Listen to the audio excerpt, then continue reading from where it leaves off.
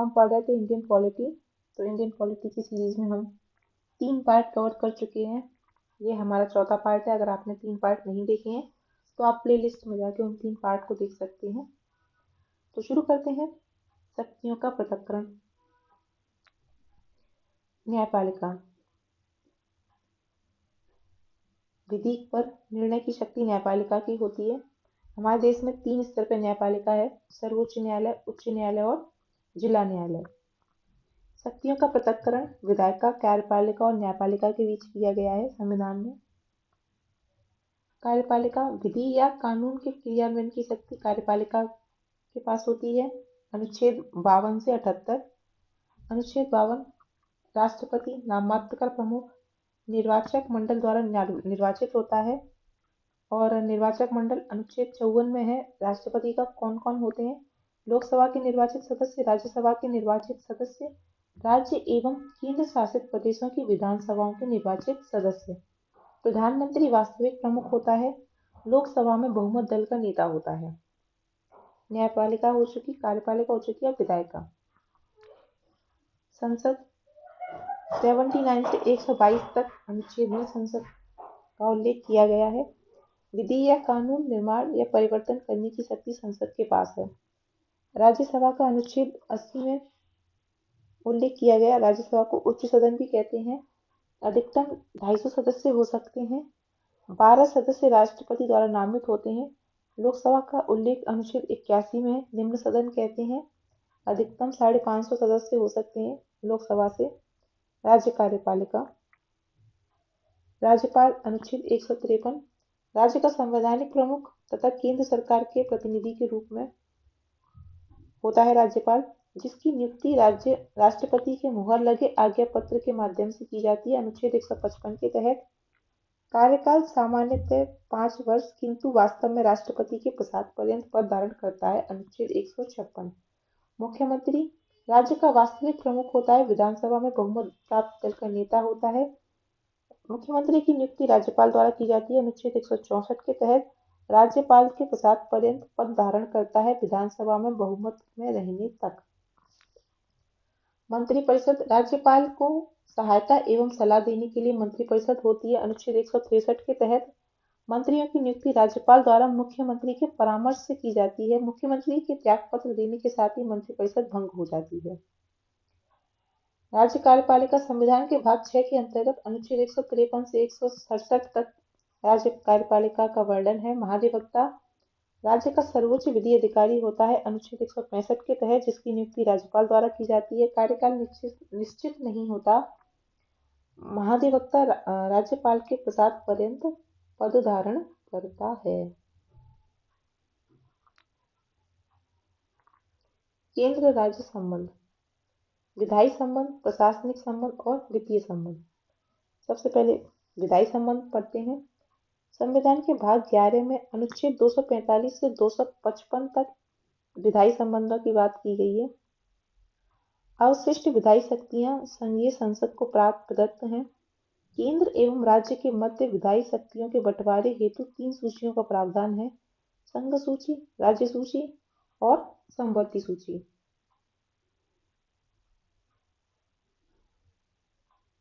सातवीं अनुसूची में वर्णन किया गया।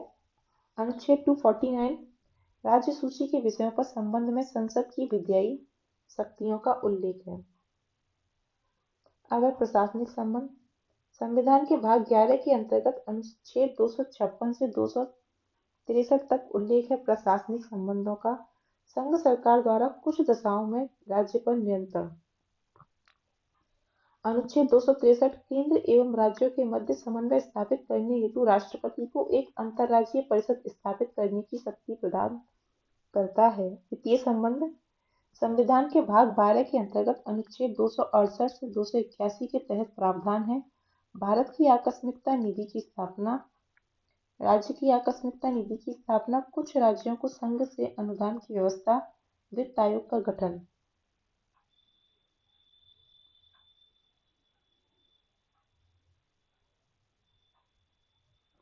आपात उपबंध, संविधान के भाग 18 में उपबंध किया गया आपात उपबंधों का। आपात उपबंध राष्ट्रीय आपातकाल अनुच्छेद 352, राष्ट्रपति शासन अनुच्छेद 356, वित्तीय आपात अनुच्छेद 360। राष्ट्रीय आपात उद्घोषणा का आधार युद्ध या बाह्य आक्रमण या सशस्त्र विद्रोह स्थिति उत्पन्न होने, उसका संकट सन्निकट होने पर, संघीय मंत्रिमंडल का लिखित विनिश्चय प्राप्त होने पर राष्ट्रपति द्वारा राष्ट्रीय आपात की उद्घोषणा की जाती है। उद्घोषणा का अनुमोदन दोनों सदनों द्वारा विशेष बहुमत से 1 माह के भीतर करना होता है। राष्ट्रपति शासन अंबेडकर ने राष्ट्रपति शासन को डेथ लेटर कहा था, मृत्यु पत्र। उल्लेख 356 में उद्घोषणा का आधार राष्ट्रपति का किसी राज्य के राज्यपाल से प्रतिवेदन मिलने पर या अन्यथा यह समाधान हो जाए कि ऐसी स्थिति उत्पन्न हो गई है कि राज्य का संचालन संविधान के उपबंधों के अनुसार संचालन नहीं हो रहा है। विशेष राष्ट्रपति को राज्य सरकार की समस्त शक्तियां प्राप्त हो जाती हैं राष्ट्रपति शासन लागू होने पर। संसद द्वारा राज्य के विधानमंडल की विधायी शक्तियों का प्रयोग उद्घोषणा जारी होने के 2 माह के भीतर संसद के दोनों सदनों द्वारा अनुमोदन अपेक्षित है। दोनों सदनों द्वारा स्वीकृति राष्ट्रपति शासन की अवधि 6 माह। प्रत्येक 6 माह पर संसद की स्वीकृति अधिकतम 3 वर्ष की अवधि तक विस्तार।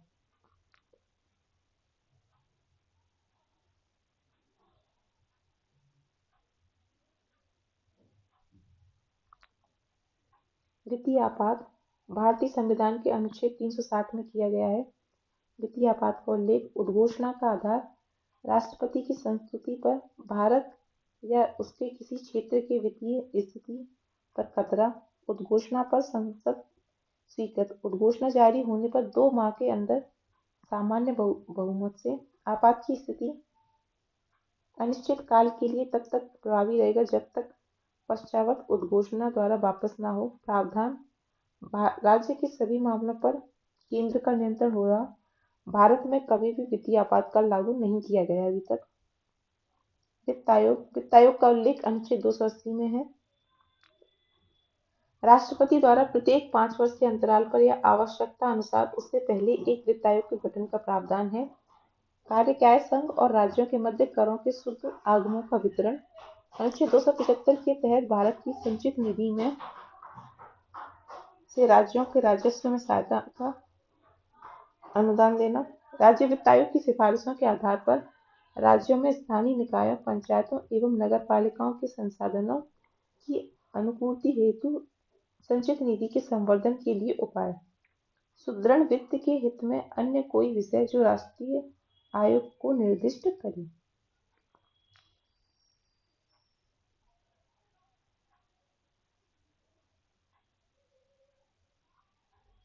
योजना आयोग, नीति आयोग। योजना आयोग भूतपूर्व, क्योंकि अब तो उसके स्थान पर नीति आयोग आ चुका है। योजना आयोग संविधान नेत्र संस्था थी, परामर्शदात्री संस्था थी। गठन केंद्रीय मंत्रिमंडल के एक संकल्प के द्वारा किया गया था। योजना आयोग का गठन 15 मार्च 1950 को किया गया था। योजना आयोग के पदेन अध्यक्ष भारत के प्रधानमंत्री होते हैं। प्रथम अध्यक्ष जवाहरलाल नेहरू थे, क्योंकि प्रथम प्रधानमंत्री जवाहरलाल नेहरू थे। प्रथम उपाध्यक्ष योजना आयोग के गुलजारी लाल नंदा थे। मुख्य कार्य भारत की 5 वर्षीय योजनाओं का निर्माण करना। नीति आयोग का गठन 1 जनवरी 2015 को किया गया। योजना आयोग के स्थान पर इसका गठन किया गया। नीति आयोग की फुल फॉर्म है national institution for transforming India. NITI Aayog के पदेन अध्यक्ष भारत के प्रधानमंत्री होते हैं।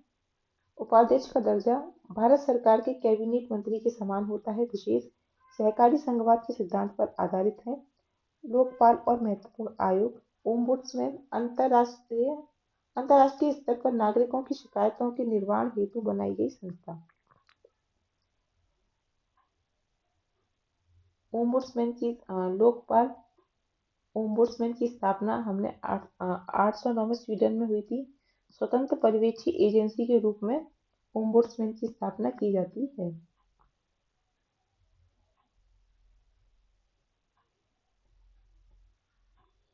सर्वप्रथम लोकपाल संस्था की अवधारणा की संकल्पना स्वीडन से ली गई। भारत में वर्ष 1966 में पहले प्रशासनिक सुधार आयोग का गठन किया गया। इसके अध्यक्ष मोरारजी देसाई थे। केंद्र में लोकपाल एवं राज्यों में लोकायुक्त नामक कानूनी संस्था की स्थापना की सिफारिश मोरारजी देसाई ने की थी। ऐसा व्यक्ति जो भारत का मुख्य न्यायमूर्ति है या रहा है या उच्चतम न्यायालय का कोई न्यायाधीश है या रहा है, लोकपाल का अध्यक्ष होने की अर्हता रखता है। अध्यक्ष और प्रत्येक सदस्य अपने पद पर बने रहेंगे। कार्यभार ग्रहण करने की तारीख से 5 वर्ष या 70 वर्ष की आयु तक, जो भी पहले हो। लोकपाल के अध्यक्ष के विषय में बताया गया। ये लोकपाल अध्यक्ष का वेतन, भत्ते और सेवा की अन्य शर्तें समान होंगी भारत के मुख्य न्यायाधीश के। लोकपाल के अध्यक्ष एवं सदस्य हेतु चयन समिति। अध्यक्ष प्रधानमंत्री होगा चयन समिति का। राष्ट्रपति द्वारा नाम निर्दिष्ट किए जाने वाला एक विख्यात विधि वेता इस समिति का सदस्य होगा। लोकसभा अध्यक्ष इस समिति का सदस्य होगा। लोकसभा के विपक्ष का नेता इस समिति का सदस्य होगा। साथ ही भारत का मुख्य न्यायमूर्ति या उसके द्वारा निर्दिष्ट उच्चतम न्यायालय का कोई अन्य न्यायाधीश लोकपाल के अध्यक्ष हेतु चयन समिति का सदस्य होगा।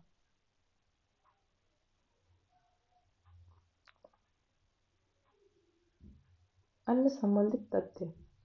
ओम्बुड्समैन एक शब्द है स्वीडिश भाषा का।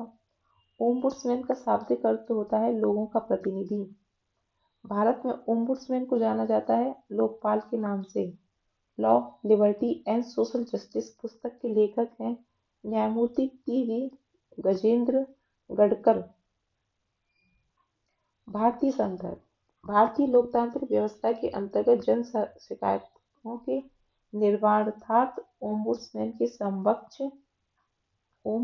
के समकक्ष लोकपाल एवं लोकायुक्त अधिनियम 2013 1 जनवरी 2014 को राष्ट्रपति द्वारा स्वीकृत केंद्र स्तर पर लोकपाल और राज्यों के स्तर पर लोकायुक्त की नियुक्ति का प्रावधान करता है।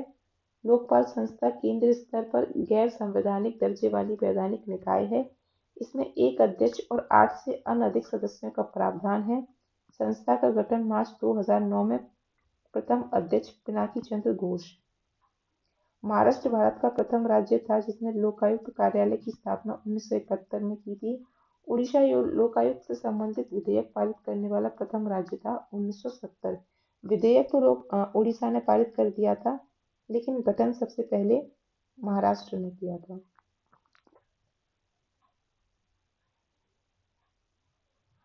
भौरा समिति राजनेताओं एवं अपराधियों के बीच गठजोड़ की जांच करने से संबंधित है। राजमन्नार आयोग भारतीय प्रशासनिक सेवा एवं भारतीय पुलिस सेवा को समाप्त करने की सिफारिश से संबंधित है। राष्ट्रीय मानवाधिकार आयोग गैर संवैधानिक निकाय है जिसका गठन 12 अक्टूबर 1993 को हुआ था। अध्यक्ष एवं सदस्यों की नियुक्ति राष्ट्रपति द्वारा की जाती है। नियुक्ति हेतु गठित समिति के सदस्य होते हैं प्रधानमंत्री, केंद्रीय गृह मंत्री, लोकसभा एवं राज्यसभा के विपक्ष के नेता, लोकसभा अध्यक्ष और राज्यसभा के उपसभापति। शक्ति मात्र सलाहकारी प्रकृति की होती है। मानवाधिकार आयोग की जो सलाह होती है, जो शक्ति है, मात्र सलाहकारी प्रवृत्ति की होती है, बाध्य नहीं है। प्रथम प्रशासनिक सुधार आयोग का गठन 5 जनवरी 1966 को हुआ था। इसके अध्यक्ष मोरारजी देसाई थे। इन्होंने भारत में लोकपाल एवं लोकायुक्त की स्थापना का सुझाव दिया था। वर्ष 1967 में के हनुमंतैया अध्यक्ष बना दिए गए प्रशासनिक सुधार आयोग के।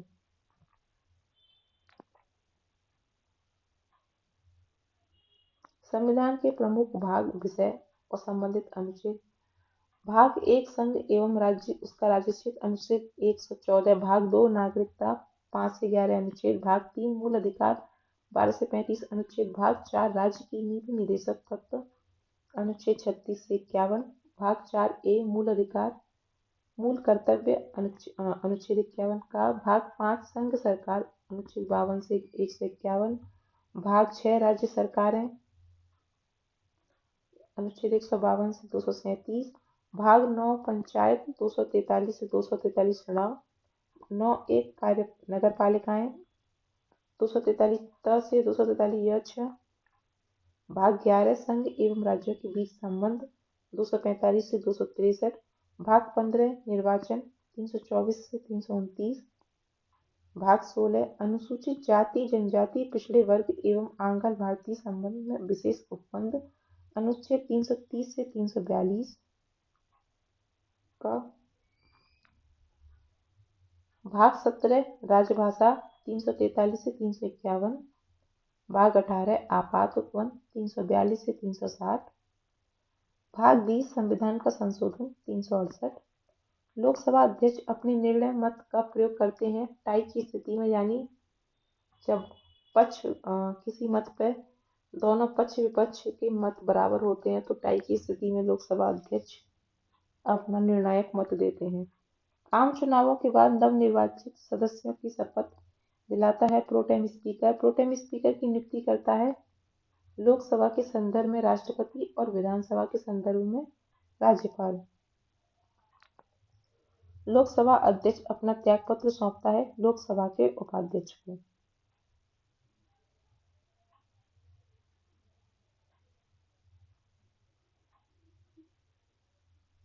भारत में स्थानीय सुशासन। स्थानीय सुशासन भारत में स्थानीय सुशासन का जन्मकर्ता या पिता लॉर्ड रिपन को माना जाता है। स्थानीय सुशासन पंचायती राज व्यवस्था और शहरी स्थानीय स्वशासन से संबंधित है। बलवंत राय मेहता समिति 1957 के सुझाव पर त्रिस्तरीय पंचायत प्रणाली अपनाई गई। जिला स्तर, ब्लॉक स्तर और ग्राम स्तर। पंचायती राज का शिल्पी किसे कहते हैं? बलवंत राय मेहता को कहते हैं। 1952 में नागौर में पहली पंचायत बनी बगदरी गांव में। पंचायती राज प्रणाली को संवैधानिक दर्जा 73वें संविधान संशोधन अधिनियम 1992 द्वारा प्राप्त हुआ।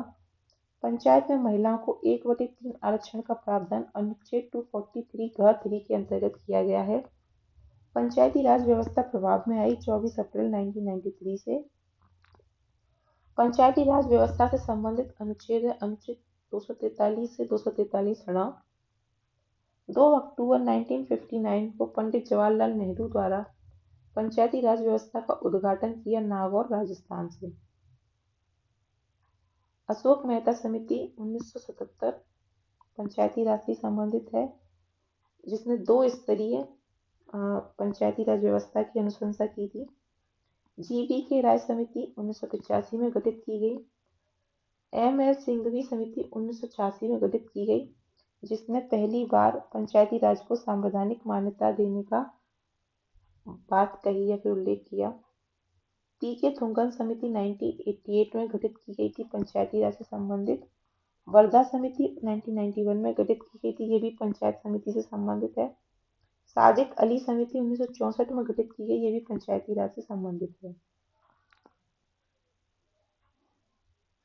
वर्धा समिति ने अपनी रिपोर्ट प्रस्तुत की थी 24 अप्रैल 1993 को। 2 स्तरीय पंचायती राज की स्थापना का सुझाव किसने दिया था? अशोक मेहता समिति ने। कमजोर पंचायती राज संस्था को बिना जड़ की घास कहा था। जी.वी. के राय समिति 1985। सामान्यतः पंचायतों का कार्यकाल होता है 5 वर्ष।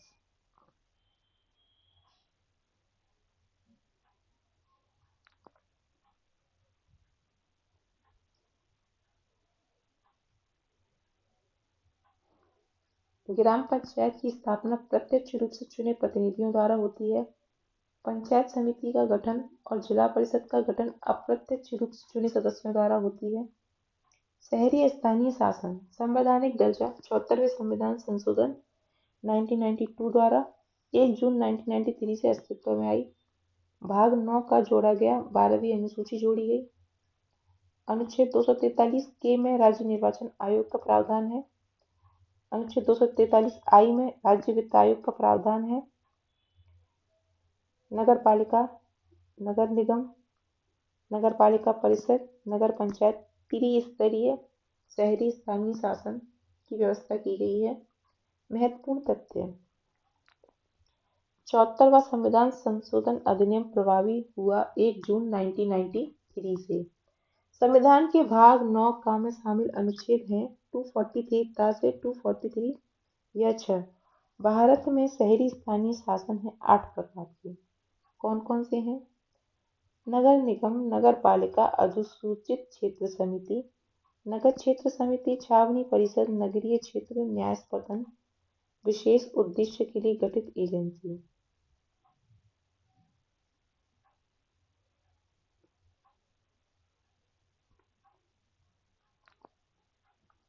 राष्ट्रीय एवं राज्य स्तरीय दल की मान्यता।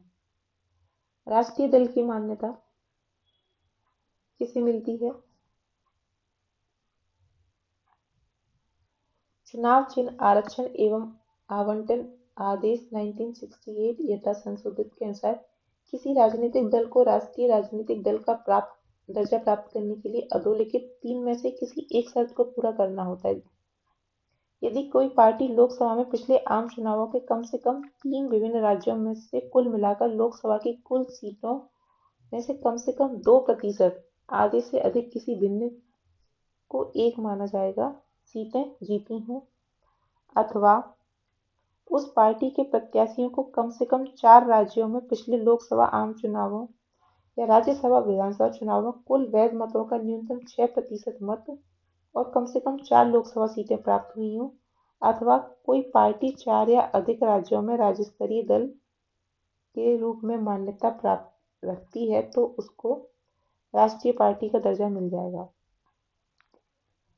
राज्य स्तरीय दल की मान्यता। चुनाव चिन्ह आरक्षण एवं आवंटन आदेश 1968 के अनुसार यदि किसी राजनीतिक दल को किसी राज्य में राज्य स्तरीय दल की मान्यता हेतु निम्नलिखित में से किसी एक शर्त को पूरा करना आवश्यक है, उस राजनीतिक दल को राज्य विशेष में हुए विगत आमसभा चुनावों में न्यूनतम 6% वैध मत और न्यूनतम 2 सीटें प्राप्त हों, या राज्य विधानसभा की कुल सीटों की न्यूनतम 3% सीटें 2.5% से अधिक को 3% माना जाएगा, या न्यूनतम 3 सीटों में से जो अधिक हो प्राप्त होना चाहिए, अथवा उस राजनीतिक दल को विगत लोकसभा आम चुनावों में राज्य विशेष में न्यूनतम 6% वैध मत और राज्य की न्यूनतम 1 लोकसभा सीट प्राप्त हुई हो, या राज्य में प्रत्येक 25 सीटों के लिए कम से कम 1 सीट या राज्य के लिए निर्धारित संख्या का कोई भाग प्राप्त हो, अथवा उस राजनीतिक दल को विगत लोकसभा या विधानसभा आम चुनावों में न्यूनतम 8% वैध मत प्राप्त हो। यह शर्त 2011 में जोड़ी गई थी। महत्वपूर्ण तथ्य। राजनीतिक दलों का पंजीकरण भारत के निर्वाचन आयोग द्वारा किया जाता है। जन प्रतिनिधित्व अधिनियम 1951 के तहत राजनीतिक दलों के पंजीकरण संबंधी प्रावधान है। राजनीतिक दलों को राष्ट्रीय दल अथवा राज्य स्तरीय दल के रूप में मान्यता भारत के निर्वाचन आयोग द्वारा ही प्रदान की जाती है। 52वें संविधान संशोधन अधिनियम द्वारा राजनीतिक दलों को वर्ष 1985 में सर्वप्रथम संवैधानिक मान्यता मिली।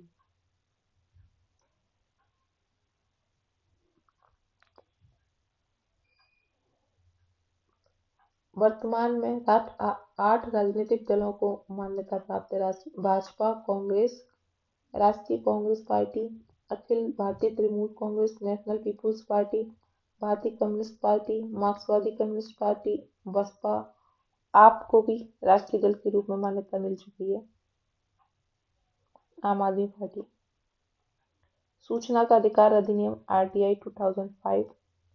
सूचना का अधिकार अधिनियम लोकसभा में पारित हुआ 11 मई को, राज्यसभा में पारित हुआ 12 मई 2005 को और राष्ट्रपति को स्वीकृति मिली 15 जून 2005 को।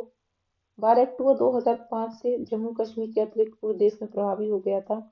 जम्मू कश्मीर के विशेष दर्जे के समापन के बाद 31 अक्टूबर 2019 से जम्मू कश्मीर और लद्दाख संघ क्षेत्र में भी प्रभावी हो गया। RTI अधिनियम के तहत सूचना के लिए अनुरोध करने वाले आवेदक द्वारा सूचना मांगे जाने के कारणों को देना आवश्यक या अपेक्षित नहीं है।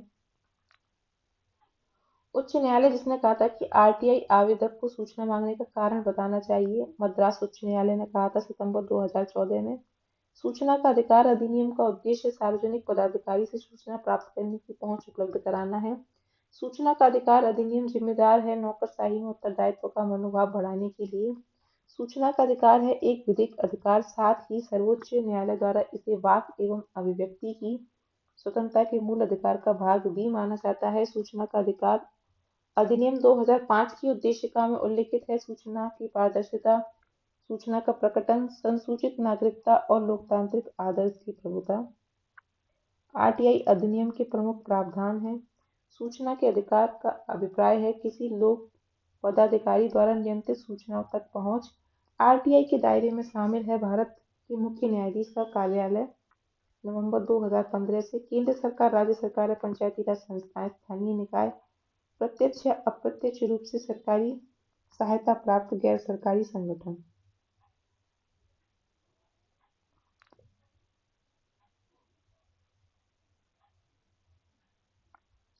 विश्व के देशों में स्वीडन पहला ऐसा देश है जिसने 1766 ईस्वी में फ्रीडम ऑफ प्रेस एक्ट के तहत सूचना के अधिकार को अपने नागरिकों को प्रदान किया। दक्षिण अफ्रीका विश्व का एकमात्र देश है जिसके संविधान में सूचना के अधिकार को विशेष रूप से उल्लेख किया गया है। भारत में सूचना के अधिकार आंदोलन का प्रारंभ मजदूर किसान शक्ति संगठन MKSS द्वारा किया गया। सर्वोच्च न्यायालय द्वारा SP गुप्ता बनाम भारत संघवाद 1982 में सूचना के अधिकार को शामिल माना गया। संविधान के अनुच्छेद 19(1) क में वर्णित वाक एवं अभिव्यक्ति की स्वतंत्रता को मूल अधिकार में शामिल किया गया है। सर्वप्रथम आरटीआई कानून का मसौदा प्रस्तुत किया गया वर्ष 1993 में consumer education and research council CERC Ahmedabad द्वारा। वर्ष 1966 में भारत सरकार को आरटीआई पर मॉडल कानून प्रारूप सौंपा। जस्टिस PV सावंत की अध्यक्षता में भारतीय प्रेस परिषद ने सूचना की स्वतंत्रता अधिनियम 2002 आधारित है HD शौरी की अध्यक्षता वाले कार्यबल की रिपोर्ट पर वर्ष 2005 में राष्ट्रीय स्तर पर आरटीआई अधिनियम लागू होने से पूर्व इस प्रकार का अधिनियम लागू करने वाला देश का प्रथम राज्य था तमिलनाडु। आरटीआई अधिनियमों के प्रमुख प्रावधान। सूचना के अधिकार में शामिल है कार्य, दस्तावेजों, अभिलेखों का निरीक्षण करना, दस्तावेजों एवं अभिलेखों की प्रमाणित प्रतिलिपि प्राप्त करना, सामग्री का नमूना लेना, प्रिंट आउट, डिस्क, कैसेट या अन्य इलेक्ट्रॉनिक माध्यमों से सूचना प्राप्त करना, प्रत्येक पदाधिकारी के तहत एक जन सूचना अधिकारी PIO की नियुक्ति करना, सूचना का अनुरोध प्राप्त होने पर 30 दिन के भीतर जानकारी उपलब्ध कराना PIO का दायित्व है।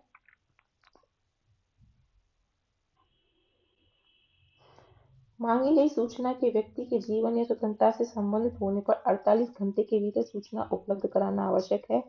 आरटीआई अधिनियम की धारा 8 में राष्ट्र की अखंडता, सुरक्षा, सामाजिक हित आदि उन अपवादों का उल्लेख है जिनसे जुड़ी सूचनाएं नहीं दी जा सकती।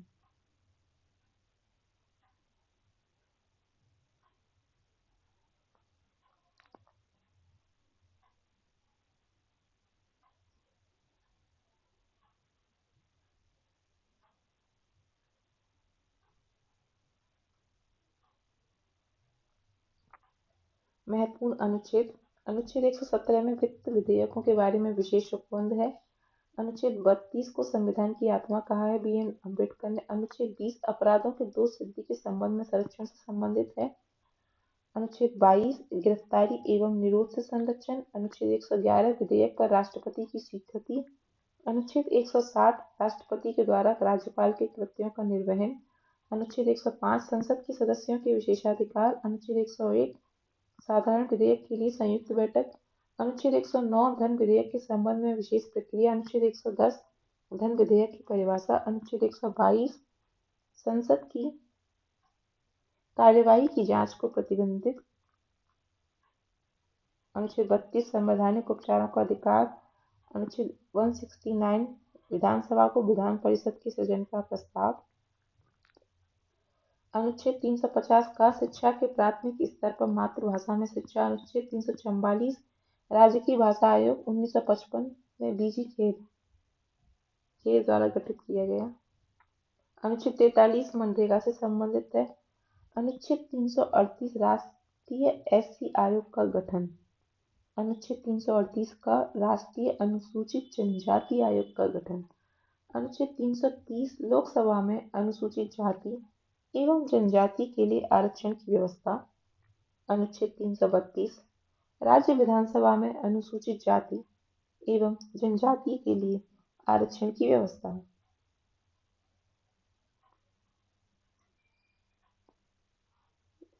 G. ऑस्टिन ने भारतीय संघवाद और सहकारी संघवाद से संबंधित कथन दिए। केसी वेलर ने भारत को अर्ध संघात्मक राज्य कहा। हृदयनाथ कुंजरू ने राष्ट्रपति का आपातकालीन अधिकार संविधान के साथ धोखा कहा है।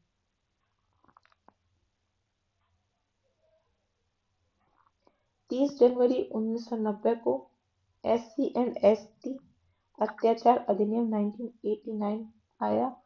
1952 सामुदायिक विकास कार्यक्रम से संबंधित है। 1953 राष्ट्रीय विस्तार परियोजना से संबंधित है। 1987 भारत का प्रथम विधि विश्वविद्यालय। 1993 राष्ट्रीय पिछड़ा वर्ग आयोग एक्ट। 1986 बाल मजदूर। 1992 राष्ट्रीय अल्पसंख्यक आयोग। पंचायती राज एवं सामुदायिक विकास भाग 9 अनुसूची 11 24 अप्रैल 1993 से लागू। पंचायती राज राज्य सूची का विषय है। 11वीं अनुसूची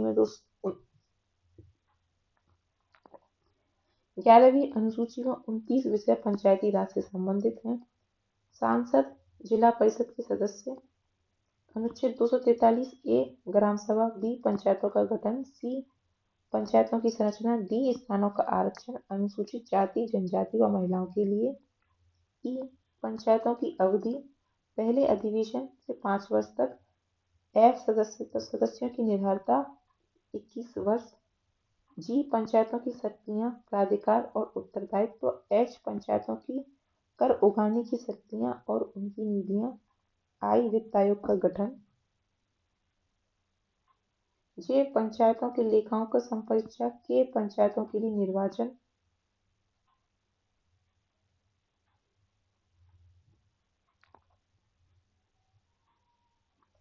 प्रमुख संविधान संशोधन। प्रथम संविधान संशोधन 1951। संविधान में 9वीं अनुसूची को जोड़ा गया। इस अनुसूची में उल्लिखित विषयों पर सर्वोच्च न्यायालय की न्यायिक पुनरावलोकन की शक्ति से बाहर रखा गया था। 7वां संविधान संशोधन 1956 में बना। इसके द्वारा भाषा के आधार पर राज्यों का पुनर्गठन किया गया तथा पहले की 3 श्रेणियों को समाप्त किया कर 14 राज्य और 6 केंद्र शासित प्रदेशों में विभाजित किया गया। 10वां संविधान संशोधन 1961 के तहत दादर और नागर हवेली को भारत संघ में जोड़ा गया। 11वें संविधान 1961 के तहत राष्ट्रपति या उपराष्ट्रपति के निर्वाचन को उपयुक्त निर्वाचन मंडल में रिक्तता के आधार पर चुनौती नहीं दी जा सकती। 12वें संविधान संशोधन 1962 गोवा दमन दीव भारतीय संघ में शामिल किए गए। 24वें संविधान संशोधन 1971 संसद संविधान के किसी भी हिस्से में मूल अधिकार में भी संशोधन कर सकती है। 31वें संविधान संशोधन 1973 लोकसभा सीटों की संख्या 525 से बढ़ाकर 545 किया गया। वर्तमान में 550 सीटें हैं।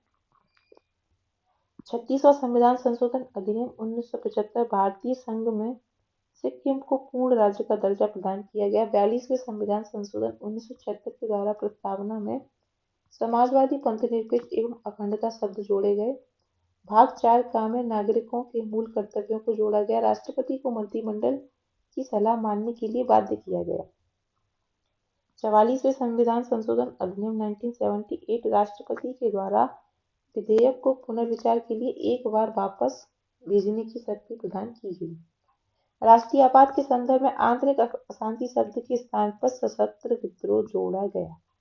संपत्ति के अधिकार को प्राप्त मूल अधिकार का दर्जा समाप्त कर इसे विधिक अधिकार दिया गया और अनुच्छेद 300 के अंतर्गत संपत्ति के अधिकार को रखा गया।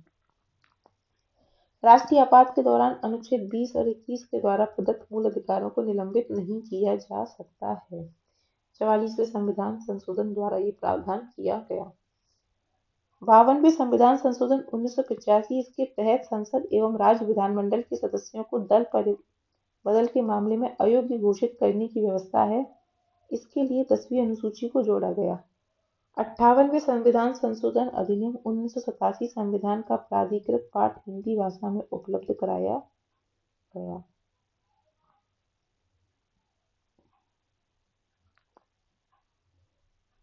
इकसठवां संविधान संशोधन 1988 नागरिकों के मतदान करने की न्यूनतम आयु 21 वर्ष से घटाकर 18 वर्ष कर दी गई।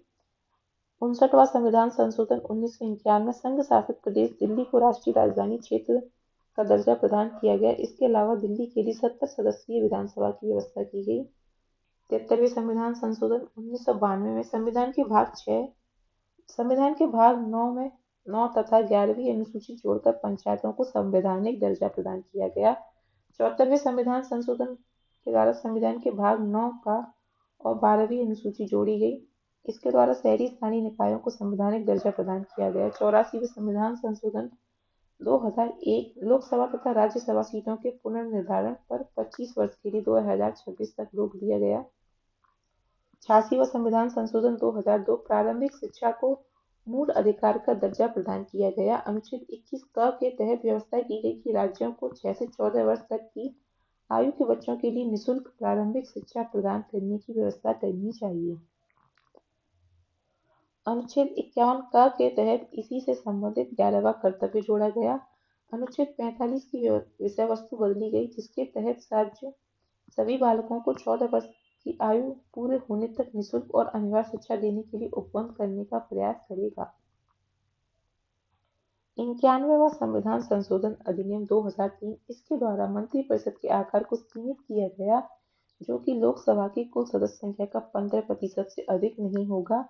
राज्य मंत्रिपरिषद में भी विधानसभा की कुल सदस्य संख्या से 15 से अधिक नहीं होगा, किंतु 12 से कम संख्या नहीं होगी।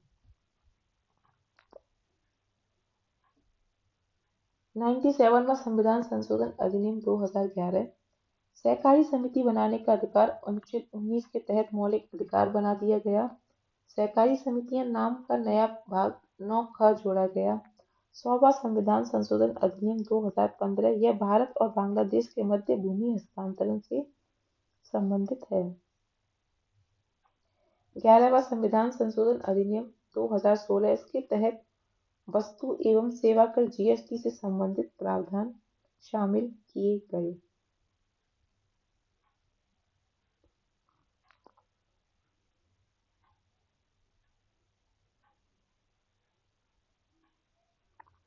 एक सौ 2वां संविधान संशोधन अधिनियम 2018 राष्ट्रीय पिछड़ा वर्ग आयोग को संवैधानिक दर्जा दिया गया।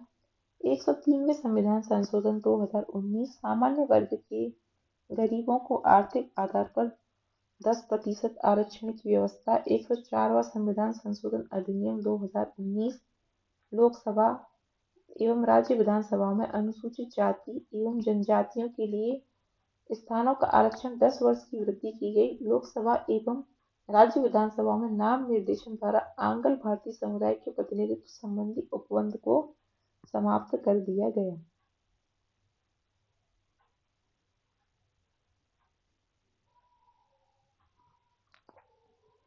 राष्ट्रीय दल व उनके चुनाव चिन्ह।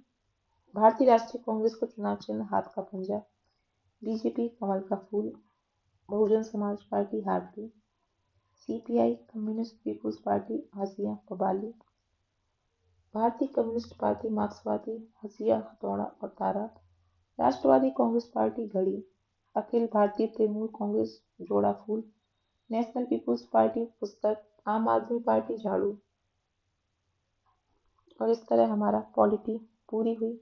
ये हमारी पॉलिटी की रिवीजन वीडियो थी, जिसमें हमने आपको बहुत कम समय में पूरे पॉलिटी का रिवाइज करवाने की कोशिश की है। उम्मीद है आपको ये श्रृंखला पसंद आई होगी। अगर आपको ये सीरीज पसंद आई है तो आप लाइक, शेयर और सब्सक्राइब करना ना भूलें। Thank you.